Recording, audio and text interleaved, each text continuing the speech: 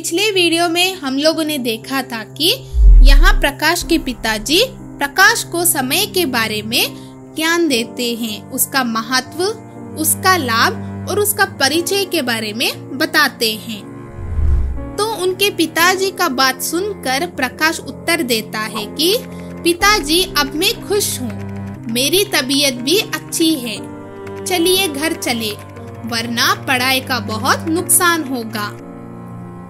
तो यहाँ पे उसके पिताजी बोलते हैं कि तुम्हें चेतावनी दे, यहाँ पे समय बहुत ही इम्पोर्टेंट है, उससे चिढ़ना नहीं चाहिए। अगर तुम नहीं 10 बजे उठ सकते तो यहाँ पे क्या ही इम्पोर्टेंस रहेगा टाइम का। इसीलिए तुम क्या करना, अब से समय पे ही उठना, क्योंकि समय पे उठने से ही हमारा काम सब बनता है। तो आगे उसके पिताजी पूछते हैं कि तुम रह सकते हो वहाँ पे। तो प्रकाश ने उत्तर दिया मुस्कुराकर, बोला ना पिताजी, अब मैं खुश हूँ, मेरी तबीयत भी अच्छी है, अब मैं समय का महत्व पहचान गया हूँ। तो ये सुनकर उसके पिताजी और उनके घर वाले बहुत ही खुश हो गए और वे सब लोग अपने घर लौट गए।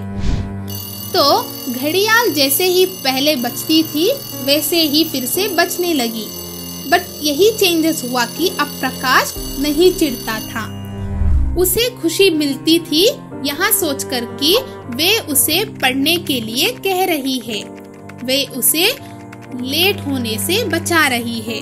उसे समझ में आ गया था कि यहाँ टाइम जो है वो हर एक ह्यूमन में इम्पोर्टेंट रोल प्ले करता है। सब चीज समय के हिसाब से चलता है तो जीवन भी खुशहाल हो जाती है। इसीलिए आप सब लोग भी समय के महत्व के बारे में पहचानिए और समय का सदुपयोग करना सीख लीजिए।